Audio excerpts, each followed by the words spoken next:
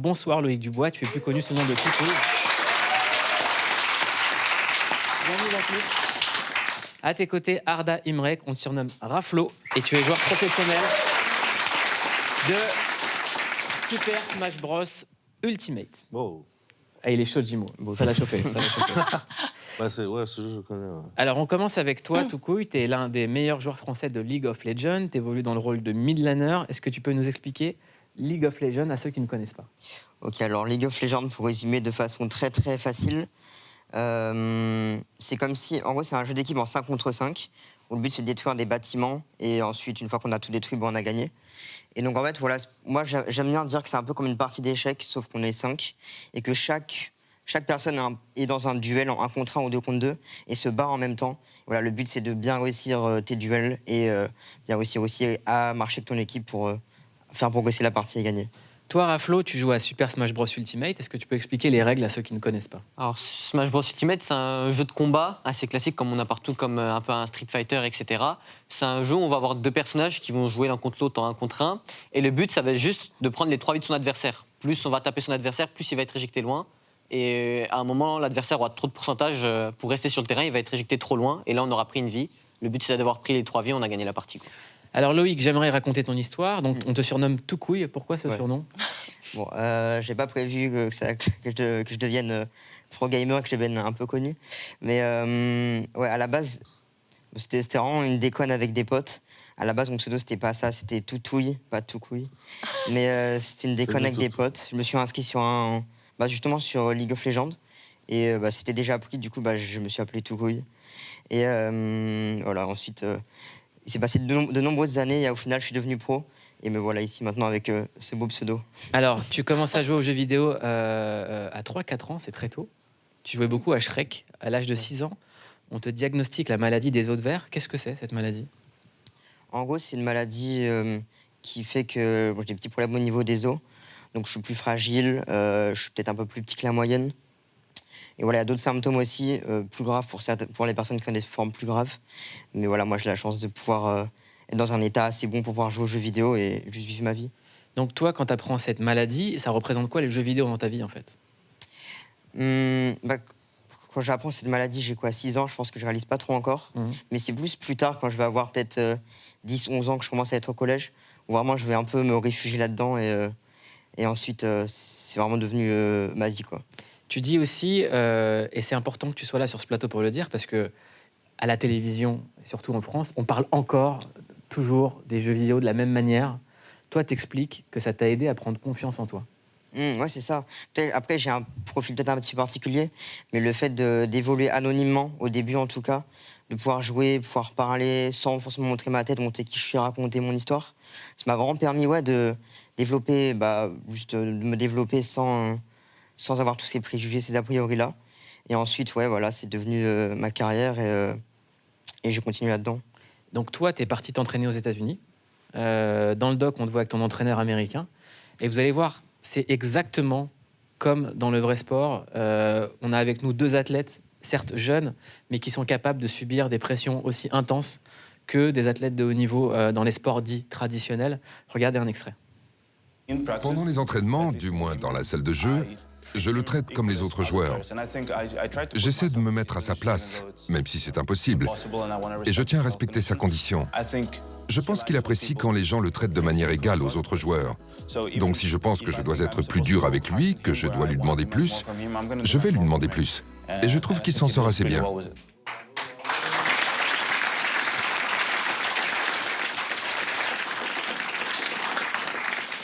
C'est quoi le plus qui a été le plus dur avec toi? À quel moment tu as dû dépasser tes limites? Je pense que c'est vraiment tout ce qui touche un peu au mental, tout ce qui est arrivé sur scène, gérer la pression, jouer ses matchs sans trop se prendre la tête et juste être dans le moment. Je pense que c'est vraiment le truc sur lequel j'ai dû beaucoup travailler. Et pour moi, c'était le plus gros challenge, vraiment. En dehors de vraiment tout l'aspect technique du jeu, c'était vraiment le challenge que j'ai dû relever. À côté de toi, Raflo, Arda, toi aussi, ton histoire est exceptionnelle. Tu as 17 ans, bientôt 18. Tu es français d'origine kurde.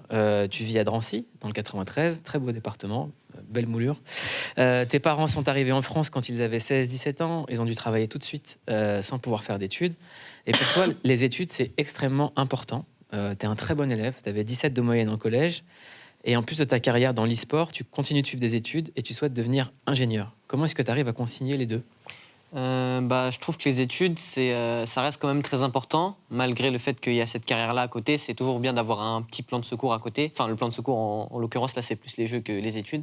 Et vu que mes parents, ils n'ont pas eu spécialement cette chance-là non plus, je le fais aussi d'un côté pour eux, un peu plus que pour moi. Donc je me dis qu'au moment où j'arrive à faire mes trucs de mon côté, l'un n'empêche pas l'autre, donc autant aller loin dans les deux, quoi. Et à quel moment tu as pris conscience de cette importance en fait, des études? Parce que moi, je ne l'ai pas forcément eu. En fait, quand je vois la situation que mes parents ont maintenant et quand je vois que la situation de certaines personnes qui ont fait des études ont, je me dis que c'est un mode de vie beaucoup plus serein, entre guillemets. Tu as ton emploi, tu es stable, etc. Même si en vrai, l'e-sport, tu peux en faire quelque chose de très stable, je trouve que les études, c'est quelque chose de trop droit. Tu fais tes études, tu as terminé, tu as ton diplôme, tu vas travailler. Et en vrai, vu que mes parents, je pense qu'ils aimeraient bien que je termine plus dans ça que dans l'e-sport, je le fais aussi un peu pour eux. Mais comment ils réagissent quand ils te voient dans des compétitions internationales de e-sport, tes parents? Est-ce qu'ils disent retourne aux études après ou est-ce que ça va, ils valident? Au début, ils n'étaient pas trop pour. Après, au fur et à mesure, ils ont vu que c'était sérieux et que ça influençait pas trop sur mes études.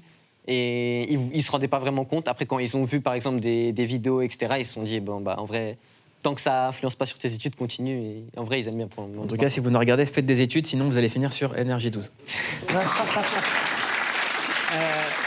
On te voit participer à une compétition face aux 16 meilleurs joueurs du monde. Tu n'as malheureusement pas gagné, mais c'était un exploit d'être arrivé jusque-là. C'est un moment très émouvant du documentaire, regardez. Malheureusement, la fin du parcours, la fin de l'Odyssée, mais avant de partir, je crois que tu as 2-3 choses à dire.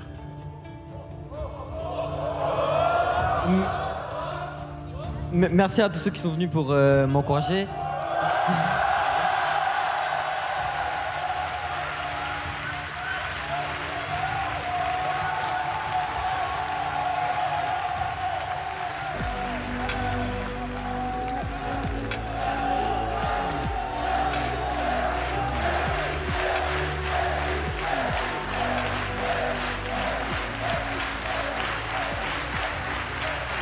Malheureusement, j'ai pas pu aller aussi loin que je voulais.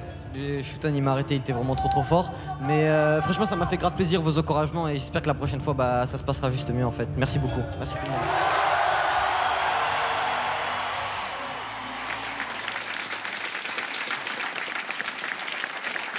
Allez, on va essayer de parler dans cette émission. Alors, la défaite, comment est-ce qu'on la gère?